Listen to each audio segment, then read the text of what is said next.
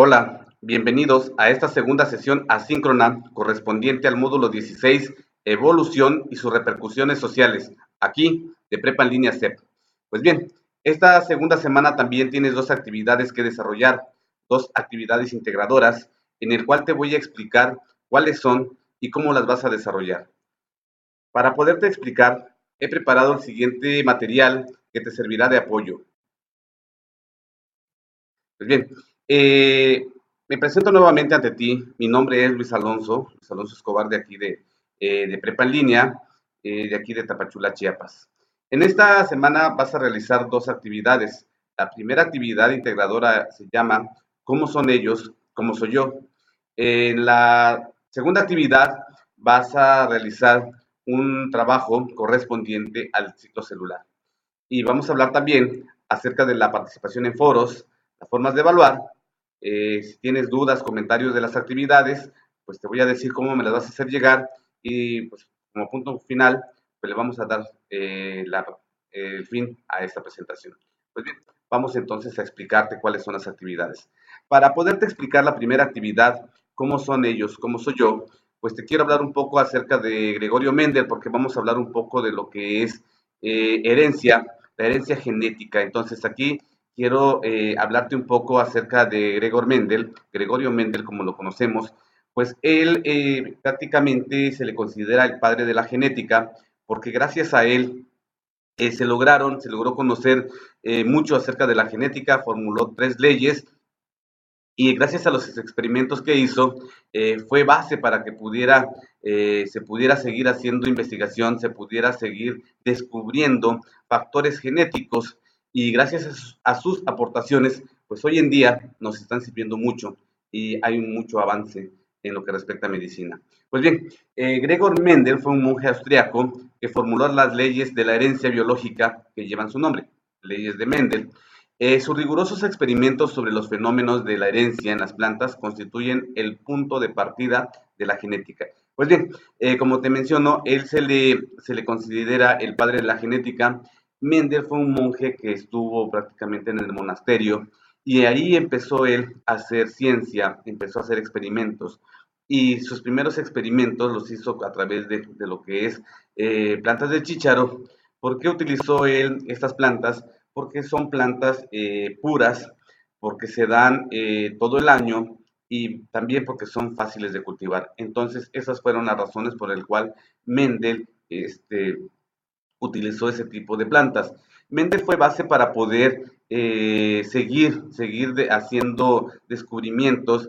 No logró descubrir el ADN, sin embargo, gracias a sus experimentos, él pudo descifrar que existían o existen factores en el cual un padre hereda a su hijo o los padre o madre hereda a su hijo caracteres, ciertas características. Entonces él se preguntaba al momento de hacer sus experimentos, ¿por qué esta planta se parece a esta otra? ¿Por qué si sembré estas dos, una de ellas o siempre hay rasgos genéticos? Entonces él en su momento no pudo hablar de genes, no pudo hablar de ADN, él simplemente a esas características que se hacían, que se transmitían de una generación a otra, él le llamó factores. Y él decía, existen ciertos factores por el cual un hijo se parece al padre o el padre hereda ciertas características a sus hijos. Hablo de padre o madre. Entonces, él no hablaba de genes, él no hablaba de ADN. Él decía, existen ciertos factores. Y en el año de 1953 se descubre la molécula del ADN. Rosalind Franklin, antes de ese descubrimiento oficial, empezó a hacer estudios del ADN, de la estructura del ADN, y como lo repito, en el año de 1953, Watson y Crick descubren lo que es la estructura del ADN oficialmente. Entonces, hasta ahí, pero gracias a los experimentos de Mendel, gracias a los factores que él decía, es como llegaron a tomar como base esas ideas y de ahí fue punto de partida. Entonces, por eso habla de que Gregor Mendel es el padre de la genética. Pues bien, entonces, Gregorio Mendel formuló, gracias a esos experimentos con chícharo, 3 leyes, y en esta actividad se te pide que las conozcas. Vamos a hablar de la primera ley, de las 3 leyes prácticamente. Vamos a hablar de la primera y segunda ley. La primera ley de Mendel, gracias a esos descubrimientos, dice que también se le llama ley de la uniformidad de los híbridos de la primera generación, o simplemente ley de la uniformidad. Esta ley dicta que al cruzar dos variedades de una especie de raza pura, cada uno de los híbridos de la primera generación tendrá caracteres determinados similares en su fenotipo. Para determinar o para terminar con las leyes de Mendel de forma resumida, se puede decir que la primera ley de Mendel dice que si se cruzan dos padres de raza pura de diferentes rasgos, la primera generación tendrá similitudes entre sí y guardará un carácter del padre con el alelo dominante. Entonces, aquí te quiero explicar que la primera ley nos habla de la ley de la uniformidad. En resumen, nos dice que cuando se cruzan dos padres genéticamente puros, aquí hablamos de dos padres, uno dominante y uno recesivo. Entonces, si ven ustedes a la imagen, este padre, este progenitor, está ejemplificado con las letras mayúsculas A, y este otro está ejemplificado o tiene letras minúsculas A mayúscula, A minúscula. Entonces, al hacer la cruza de estos dos padres, prácticamente, nos da como resultado una primera generación, o le llamo F1. Entonces, si vemos la imagen, entonces, esta primera generación, el organismo resultante de la primera generación, si vemos detalladamente, se parece al que tiene las letras A mayúscula. Es parecido. ¿Qué quiere decir? Que aquí hablamos de un carácter dominante y un carácter recesivo. Dominante es aquel carácter que se manifestó, y el recesivo no se manifestó. Sin embargo, esos caracteres hereditarios están guardados. Por eso es que el organismo, o la F1, tiene la cruza A mayúscula, A minúscula, que quiere decir que se parece al carácter dominante, al papá dominante, pero en sus características recesivas tiene también la del progenitor. En este caso, si vamos a hablar que es la mamá, tiene características de la mamá, pero como su nombre lo dice, está en receso.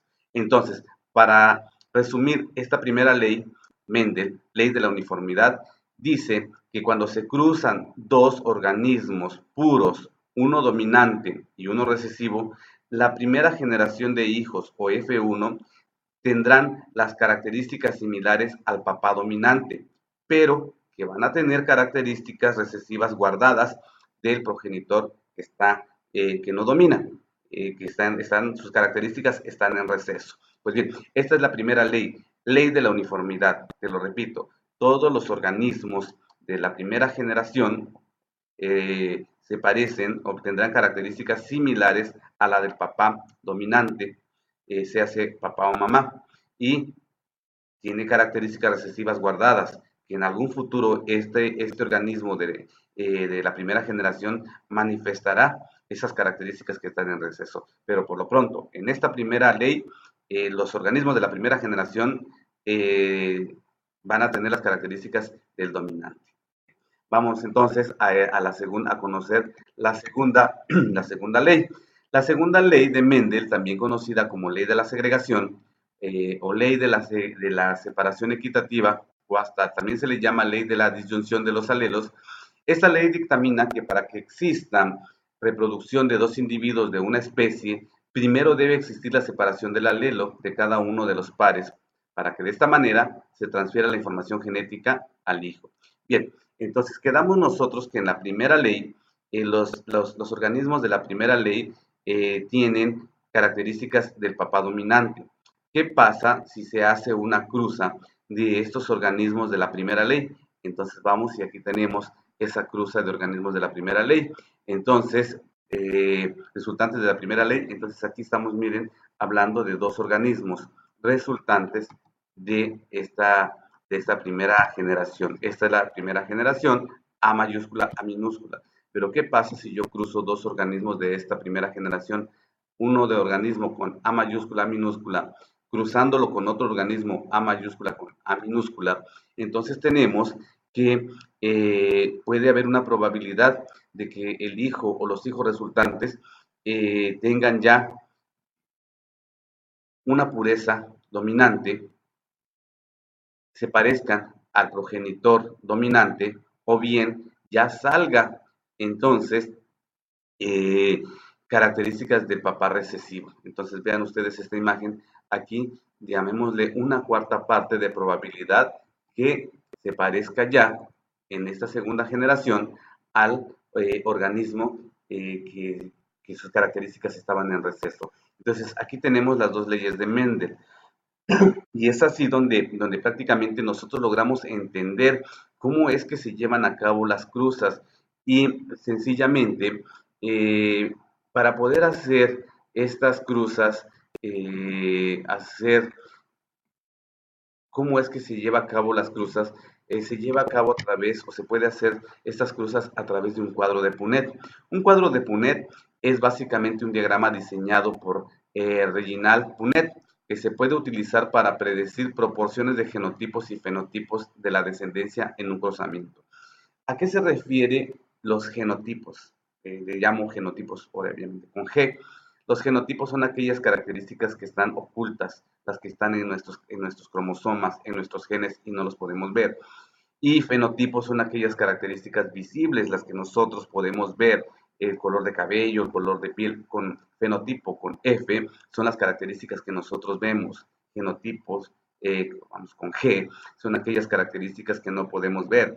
Probablemente podemos ver a una persona que nos llame la atención y vemos su fenotipo. Sin embargo, no desconocemos cuál es su carga genética, hablaríamos del genotipo. Bien, entonces esos dos conceptos a eso se refiere. Entonces, volviendo al cuadro de Punnett, vamos a ver aquí, te quiero ejemplificar la primera ley ya realizada, la ley de la uniformidad. Otra vez te la vuelvo a explicar. En este cuadro de Punnett, aquí te estoy remarcando con el cursor, hago una cruza, mira, una cruza con un organismo dominante. ¿Por qué se le llama dominante? Porque aquí desciframos que es dominante porque está con las letras mayúsculas. Y un organismo con características recesivas.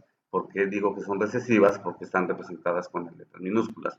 Entonces, el cuadro de Punnett prácticamente es un cuadro de 9 recuadros a la vez. Entonces, si observas cómo están distribuidos, entonces, ¿cómo se hace esta cruza? Entonces aquí se hace como que multiplicando A mayúscula por A minúscula y veo el resultado, nos da A mayúscula, A minúscula. Entonces aquí, si hago todas estas cruzas, este A mayúscula con esta A minúscula vuelvo a tener el mismo resultado, esta A mayúscula con esta A minúscula me da A minúscula. Entonces, es un poquito confuso, pero aquí en el cuadro de Punnett es muy sencillo. Si yo te pregunto, si nos vamos a este ejemplo que puse aquí de los ratones, donde la A mayúscula es para mí el ratón, el papá ratón negro, y la A minúscula es para la mamá ratón café, al hacer la cruza, me doy cuenta que el organismo resultante de esta cruza va a ser la primera generación. ¿Pero qué color fue? Fue color negro. ¿Quién dominó? El papá. Entonces, por eso se le llama a esta primera ley, ley de la uniformidad. Entonces, ¿por qué? Porque el que está dominando es el carácter dominante, que sería el que representa la letra mayúscula, que es color negro. Por eso este organismo de la primera generación, llamada F1, es color negro. Sin embargo, tiene características de la mamá, color café, pero no se hacen presentes. Por eso se les llama características recesivas. Entonces podemos decir que este organismo de la primera generación es negro con características recesivas cafés. O sea, esas características las tiene ocultas. Pero ¿qué pasa si no fue un ratoncito, así fuera este primer organismo o esta primera generación, no nació uno, sino nacieron dos, tres, cuatro ratones, todos van a ser color negros, pero con características recesivas cafés.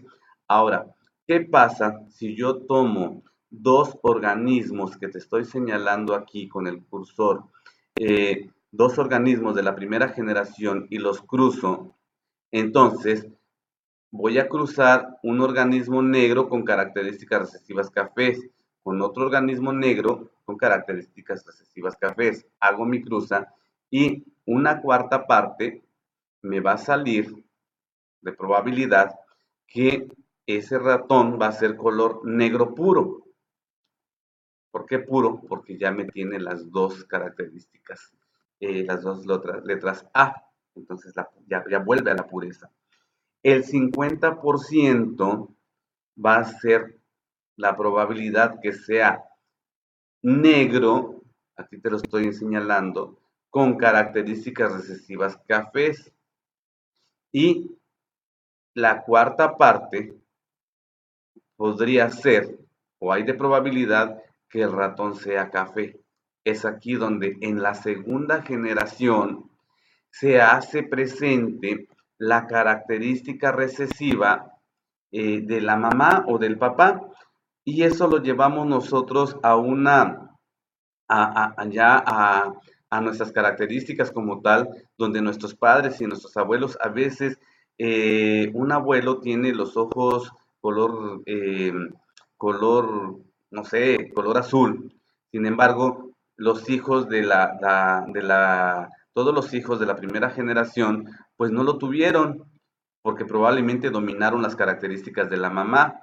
Entonces, pero a veces los nietos salen con características ya con alguien con color azul. Entonces, esas características nunca las perdió el abuelo, simplemente estaban en receso. Y es aquí donde ustedes van a comprender a qué se refiere estas leyes, y es aquí donde van a ustedes a poner en práctica esas lecturas que ustedes ya hicieron, y a través de esta explicación puedan sacar ustedes más información para que puedan elaborar su actividad. Pues bien, entonces aquí vamos a hablar de dos leyes. Ley de la uniformidad, que habla que todos los organismos resultantes de una primera cruza de un progenitor dominante con un progenitor recesivo, todos los organismos de esta primera generación van a ser con características similares a las del papá dominante o progenitor dominante.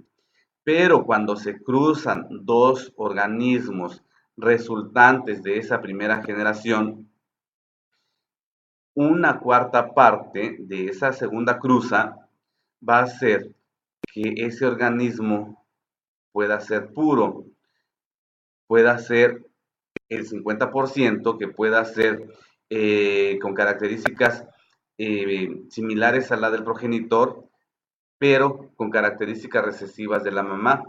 Y una cuarta parte o 25% va a ser con características recesivas del progenitor recesivo. Aquí está el color, el ratón color café. Entonces, aquí hablamos de dos leyes. Ley de la uniformidad, que nos habla de la primera cruza, y ley de la segregación de caracteres, que nos habla ya de la segunda cruza, o llamémosle de la segunda generación. Entonces, aquí es prácticamente que ustedes puedan leer y comprender. ¿Y qué van a hacer en esta segunda actividad? Bueno, aquí que se llama ¿Cómo son ellos? ¿Cómo soy yo? Aquí tienen que leer, como les digo, y van a ustedes a entregar un documento en el que van a describir el fenotipo, o sea, las características físicas. Recuerden, el fenotipo con F son las características que se ven, que son palpables a simple vista. Entonces, van a elaborar un documento en el que van a describir las características o el fenotipo de cada uno de tus abuelos paternos o maternos. Si hablas de tus abuelos paternos, obviamente eh, van a ser los papás de tu papá. Entonces nos vamos a guiar los abuelos, los papás de tu papá y tú.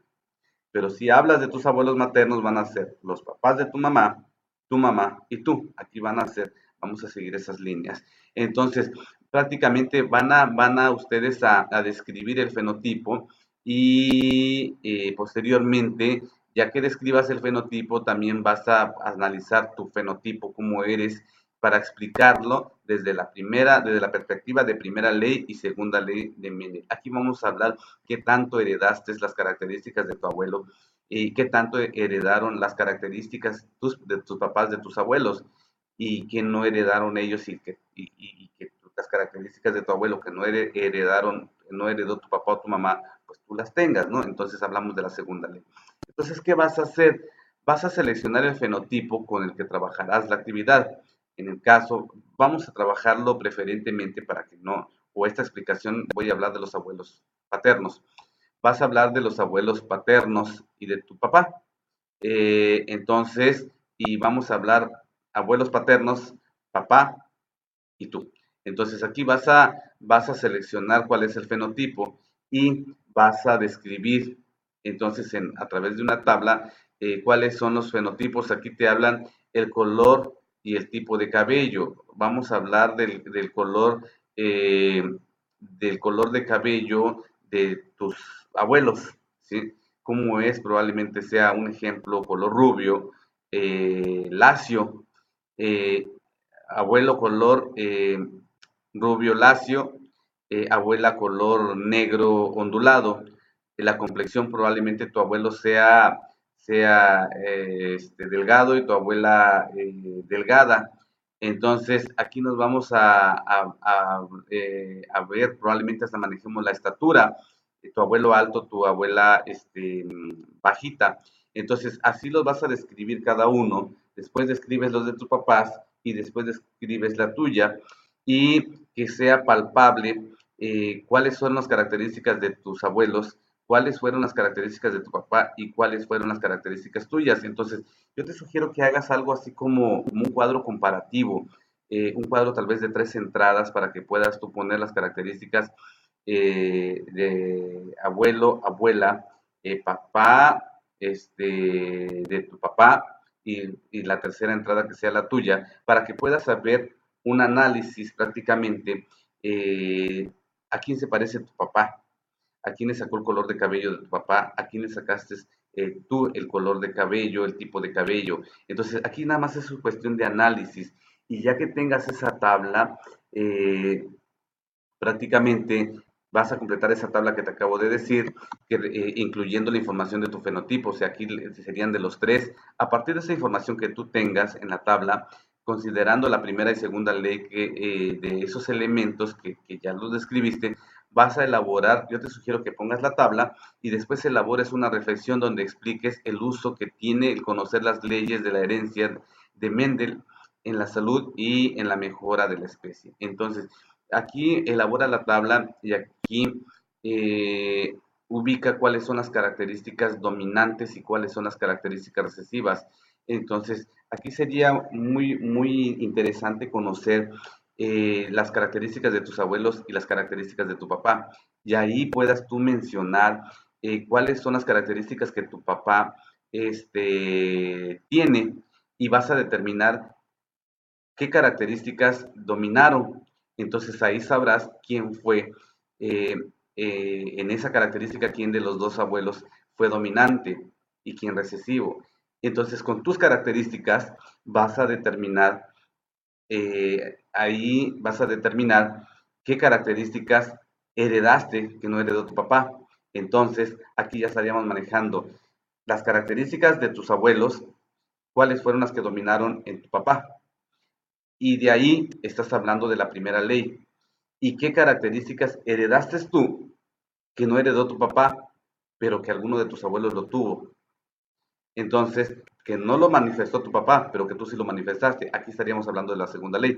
Es ahí donde tú vas a jugar con estas características y vas a determinar la primera ley y la segunda ley. Las características que tenga tu papá, que salieron en él, serán las dominantes. Y las características que salieron en ti, pero que no las tiene tu papá, serán las recesivas. Estamos hablando entonces de la primera ley que abarca para tu papá y la segunda ley que ya abarca para ti. Entonces ahí hablamos donde en esa primera ley, donde va a ser el ejemplo tu papá, va a ser ley de la uniformidad, porque van a ser las características que dominaron de tu abuelo a tu papá. Sin embargo, las características que tú saques ya no vamos a ser prácticamente, vamos a ver que tú vas a tener otras características que algún detalle debes de tener que no lo tiene tu papá. Entonces hablaríamos ahí de un carácter recesivo y ya se hizo presente en la segunda generación. Entonces ahí es jugar con las características. Elabora tu tabla, reflexiona y ya que lo tengas, haz un escrito entonces con tu tabla y vas a explicar tu tabla, vas a manifestar esa primera y segunda ley y al último elaboras una reflexión donde menciones cuál es la importancia de conocer las leyes de la herencia de Mendel, tanto en la salud y en la mejora de la especie. Un dato que te quiero dar es prácticamente que a través también de este cuadro de PUNED y de conocer las leyes podemos determinar los grupos sanguíneos, porque a veces nosotros uno de nosotros somos O y, y los demás hermanos son A. Entonces ahí podemos determinar a través de un cuadro de PUNED cómo está toda esa conjugación de caracteres y ahí hablamos y podemos nosotros comprender genéticamente a quién heredamos o por qué nosotros tenemos ese grupo sanguíneo distinto. No es distinto, simplemente son caracteres que a veces están ocultos. Bien, entonces vas a hacer un cuadro comparativo de las características de los abuelos, del papá y tuyas, y vas a determinar cuáles son las características que se heredó en tu papá. Ya vamos a hablar de la primera generación o F1 y cuáles son las características que están ocultas y que se vieron reflejadas en ti y que estaríamos hablando ya de un carácter recesivo. Entonces, aquí es importante que lo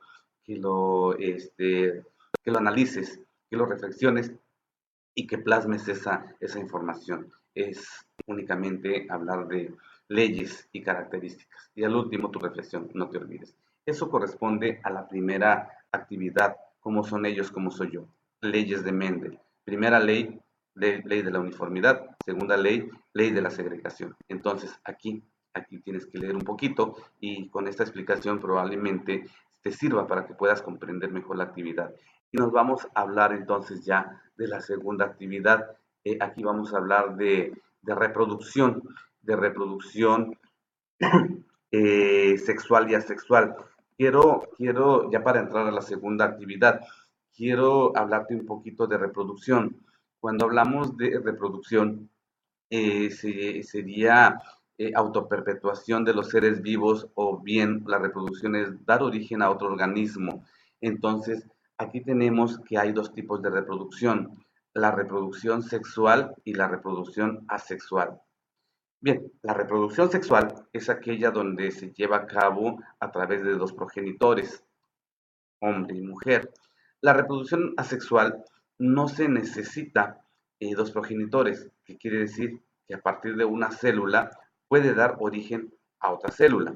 Obviamente, en una reproducción sexual, como hay dos progenitores, se conjuga el material genético y el nuevo organismo se parece a los dos progenitores, ¿sí? Dos progenitores se conjugan y el nuevo organismo se parece a ambos. Bien, en una reproducción asexual, como no hay dos progenitores, sino que solamente uno, las mismas características que tiene ese progenitor, como se va a dividir, este progenitor se divide, entonces estas nuevas células se van a parecer al único progenitor, 100%. Entonces, aquí hablamos de que en una reproducción asexual, el nuevo organismo se parece a los dos progenitores.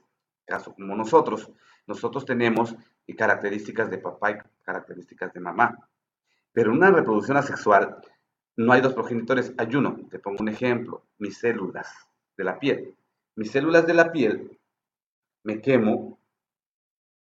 Al momento que me quemo, las células que quedan a la orilla de esa lesión se van a empezar a preparar para reproducirse y van a generar nuevas células, pero idénticas a las que se murieron. Entonces, por eso se llama reproducción asexual.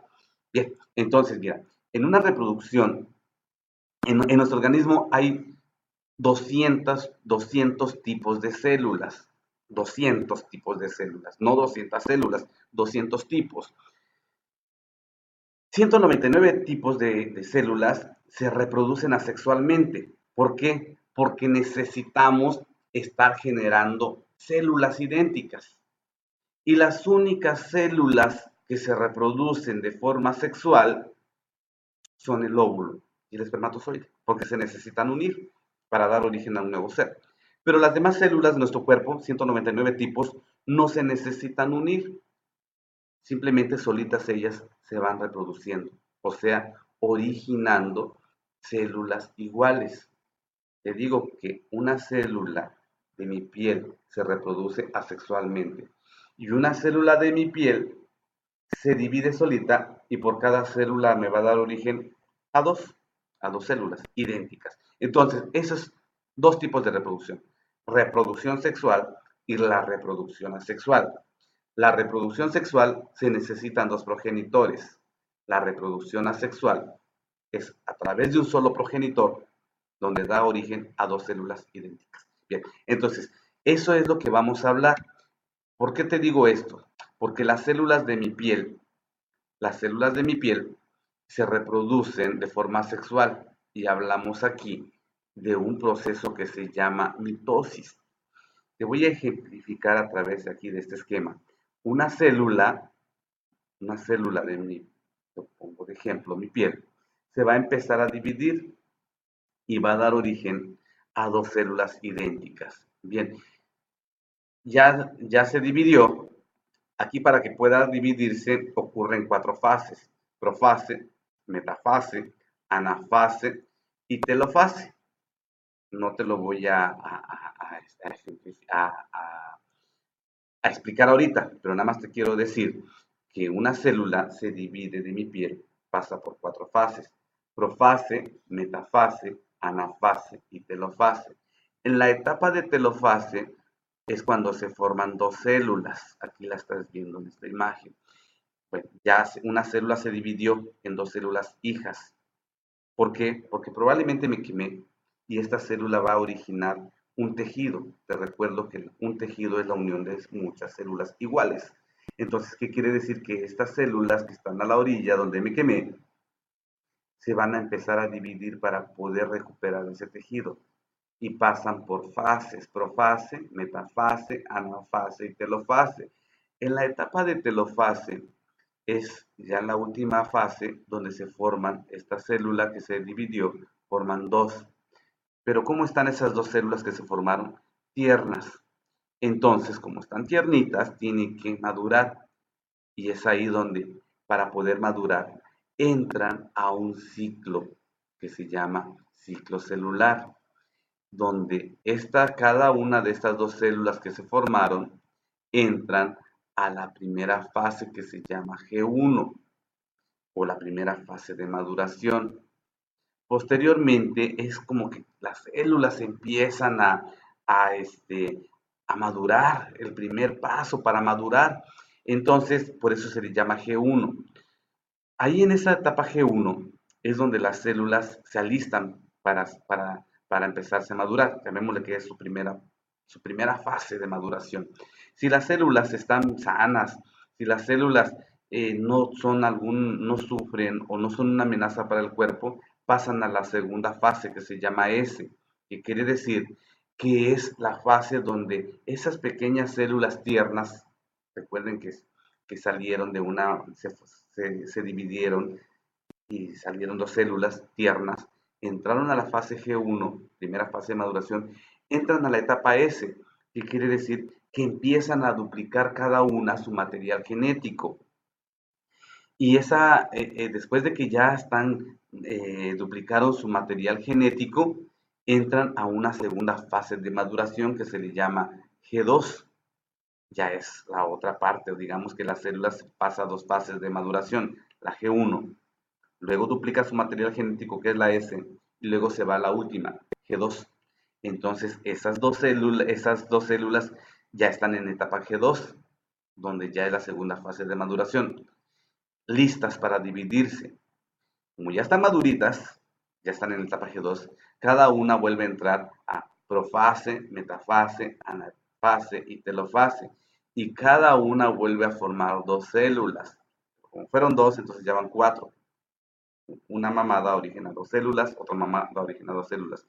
Y esas dos células nuevas vuelven a entrar a G1, luego a S, luego a G2, maduran y esas células vuelven a dividirse y vuelven a formar cada una dos células. Entonces vean, como ya se van formando dos, luego cuatro, luego ocho, luego 16, entonces este tejido se va formando nuevamente con características iguales al progenitor. Por eso es que nosotros ocurre una reproducción asexual, o sea, se llama mitosis, donde una célula da origen a dos hasta poder formar un tejido, y esas dos vuelven a dividirse para poder formar y recuperar de nuevo el tejido dañado. Entonces, aquí vamos a conjugar estos dos temas. Mitosis, que es el proceso donde se divide, y ciclo celular, que es donde las células divididas entran a etapa de maduración para que maduren y vuelvan a entrar a mitosis para que vuelvan a formar dos cada una y vuelven a entrar al ciclo celular. Por eso le llama mitosis y ciclo celular, porque cada una va dando origen a dos, cada una va dando origen a dos y así poder volver a formar un nuevo tejido. Entonces, aquí hablamos de eso, de la reproducción asexual, la que ocurre en nuestro cuerpo. Ese es el tema que te pide que conozcas. Sin embargo, vamos a entrar a la actividad. Aquí te pide que elabores, de lleno vamos a entrar, te pide que entregues un reporte de investigación. Aquí te puse que lo quiero en Word, no en PowerPoint. Hay que saber diferenciar cuándo vas a hacer una presentación PowerPoint. No puedes hacer una presentación PowerPoint donde le satures de información, por eso te lo solicito en Word. Vas a investigar acerca del síndrome de Down, los mecanismos de la herencia, prácticamente cómo es que se forma el ciclo, el síndrome de Down. El síndrome de Down, te voy a explicar, aquí hay un poquito de controversia con esta actividad. Entonces, yo lo que te pido es que te enfoques al síndrome de Down, porque aquí te quieren, te piden, te solicita la actividad que hables sobre división celular, ciclo celular y síndrome de Down. Aguas, no lo vas a encontrar. Síndrome de Down es el resultado de una mala conjugación de material genético, pero proveniente de una reproducción sexual. El síndrome de Down es una derivada de una mutación donde por en vez de tener 46 cromosomas que tenemos nosotros los humanos, los niños Down tienen 47, tienen 3 cromosomas en vez de 2 en el par 21. Pero eso no es por una reproducción asexual, sino una mala conjugación derivada de una meiosis, o sea, de una reproducción sexual. Entonces, aquí no quiero que te confundas, porque te dice qué vas a hacer. Vas a investigar sobre el síndrome de Down. Investiga qué es, perfecto. Investiga qué es el síndrome de Down. Es una mutación que se da por una mala conjugación. Es una mutación. Cuando hablamos de mutación, es un error en el material genético. ¿Por qué se produce una mutación? Hay muchísimas causas. Quien lo causa son los agentes mutagénicos. Eh, ¿Qué son los agentes mutagénicos? Son aquellos agentes que te pueden alterar, principalmente, obviamente, las mujeres, cuando están en su primer trimestre de embarazo. Lo puede provocar un medicamento, lo puede provocar un virus, lo puede provocar una bacteria, lo puede provocar las radiaciones. Entonces, quienes provocan una mutación son los agentes mutagénicos físicos, ejemplo las radiaciones, químicos, ejemplo los medicamentos, o biológicos, ejemplo los virus. Por eso, cuando por ahí, pues una persona, mujer, está embarazada, obviamente, eh, tiene que cuidarse principalmente los 3 primeros meses de los agentes mutagénicos, porque en esos 3 primeros meses, o sea, el primer trimestre, es cuando el bebé se está formando. Ahí es donde una mala o una alteración provoca una mutación. Y es ahí donde los niños Down logra insertarse un cromosoma de más en el par 21. Por eso es que ellos tienen 47 y nosotros tenemos 46. Ese cromosoma de más es una trisomía. Cuando hay también casos de que hay cromosomas menos, se le llama monosomía. Un cromosoma de más da origen a un organismo con 47 cromosomas y se le llama trisomía. Un cromosoma menos da origen a un organismo con 45 cromosomas, se le llama monosomía. ¿Sí? Y nosotros estamos en un número normal de cromosomas 46. Recuerda, el ser humano tiene 46 cromosomas. Los niños Down tienen 47.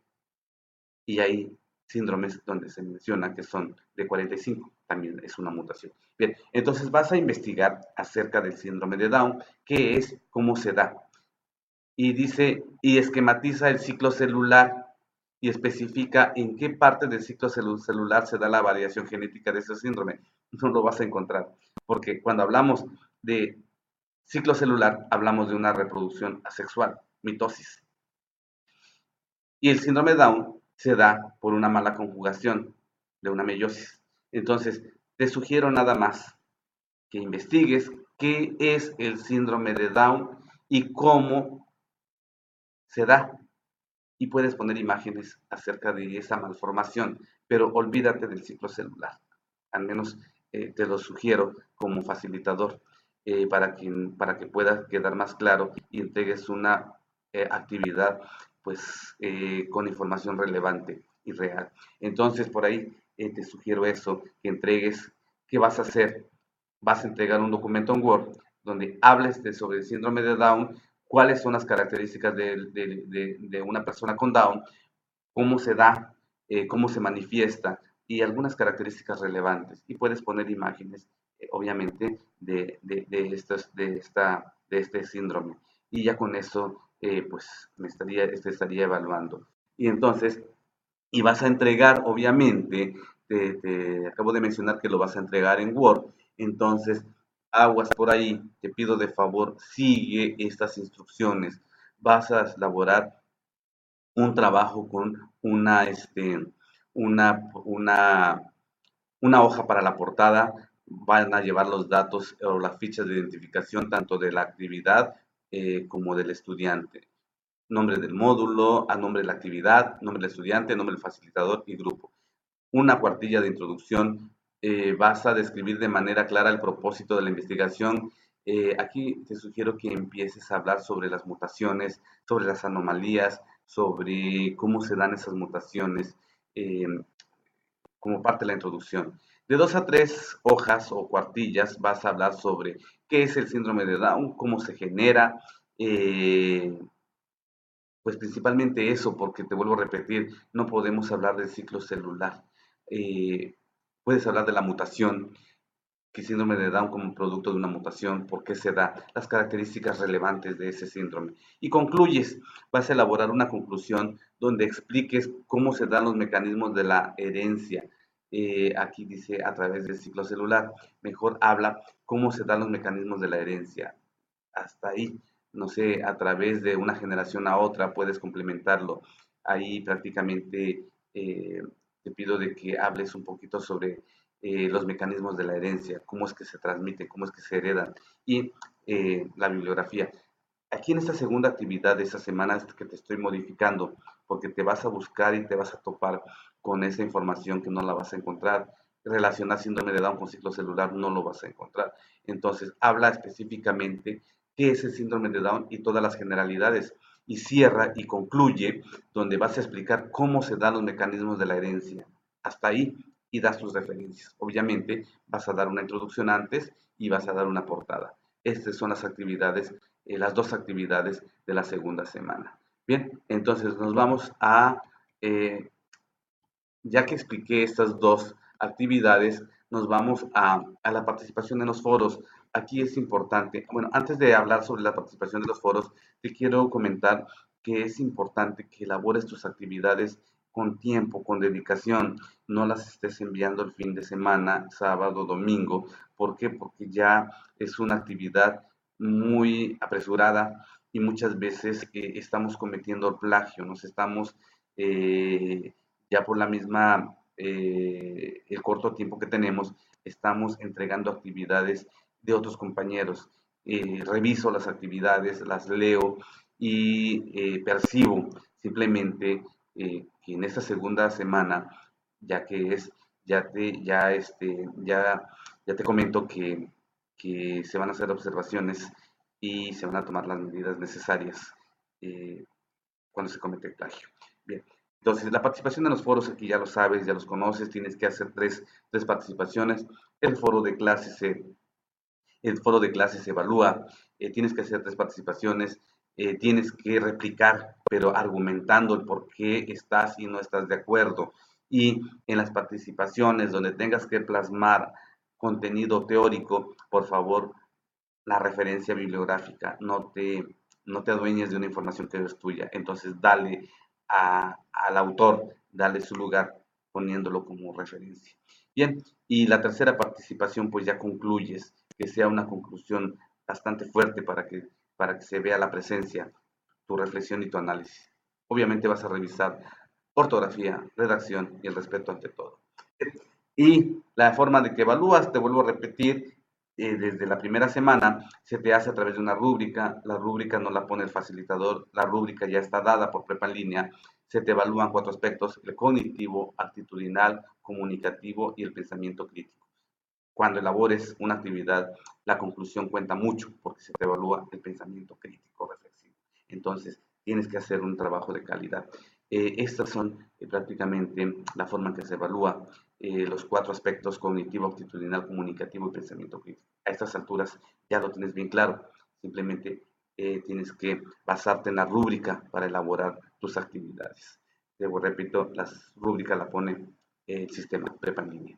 Bien, comentarios que tengas que hacer acerca de estas sesiones, pues házmelo llegar y será para mí un gusto leer esos comentarios siempre constructivos para que pueda ser válido y sugerencias que se debe cambiar, que se debe anexar. Eso es prácticamente el objetivo de darte mi correo, luisalonsoe@hotmail.com. Ahí puedes hacerle algún comentario o bien en mi canal directamente, hazme llegar ese comentario. Y para terminar, pues aquí te presento una pequeña reflexión, dado que se han presentado muchos casos de similitud de actividades. Te pongo esta reflexión: el éxito es la suma de pequeños esfuerzos repetidos día tras día. Tenemos que esforzarnos por hacer nuestras actividades, tenemos que poner empeño, tenemos que poner dedicación para que ese triunfo podamos nosotros disfrutarlo. Entonces, te pido de favor que te esfuerces día a día y que veas al final reflejado ese esfuerzo en una excelente calificación. Bien, estoy para apoyarte, estoy para poder aclarar dudas, entonces no hay necesidad por ahí de hacer algunas otras actividades, llegar a otros extremos. Mejor pide apoyo y con gusto te la daré. Bueno, y para terminar esta reflexión, pues te presento parte de lo que es la gastronomía, vamos a llamarle así, de aquí de Chiapas, una bebida, esta es alcohólica, que se llama taberna. Esta bebida es una bebida ancestral en el cual se forma a partir de la savia del árbol, eh, pues tienen que tirar esta palma y aquí le llamamos a esa palma la palma de coyol. Entonces se tira y se da por ahí con anticipación a los meses de mayo, abril, mayo, se tira con anticipación y toda la savia que se va a formar, pues por ahí en la imagen se ve que se abre un agujero y se tapa para evitar moscas, para evitar insectos, se tapa con nylon, con algún cartón y se espera a que fluya esa savia que tiene guardado ese árbol y posteriormente se puede degustar una deliciosa bebida alcohólica con cierto grado de alcohol. Se le llama taberna. se dan aproximadamente 20 días de producción, 3 a 5 litros diarios en ese árbol y el costo pues, está en un promedio de 60 a 70 pesos. Es una bebida exquisita, ancestral, chiapaneco. Bien, te invito a que conozcas Chiapas, que conozcas su cultura, que conozcas el turismo que hay aquí en Chiapas, que conozcas cada espacio de este maravilloso estado y pues te invito a que cuando puedas eh, visites esta parte del sur de México y pues te llevarás una, este, pues un gusto, te llevarás esa experiencia de haber conocido uno de los lugares más hermosos del país, Chiapas. Pues con esta parte, con esta última diapositiva, pues, termino la segunda sesión y pues te invito a que si te gusta esta sesión, pues dale un like, ¿no?, a este video que mucho me sirve también para poder saber que fue visto y que te gustó. Lo hago con mucho gusto y espero verte la siguiente semana en la tercera sesión asíncrona. Muchas gracias. Gracias por ver el video.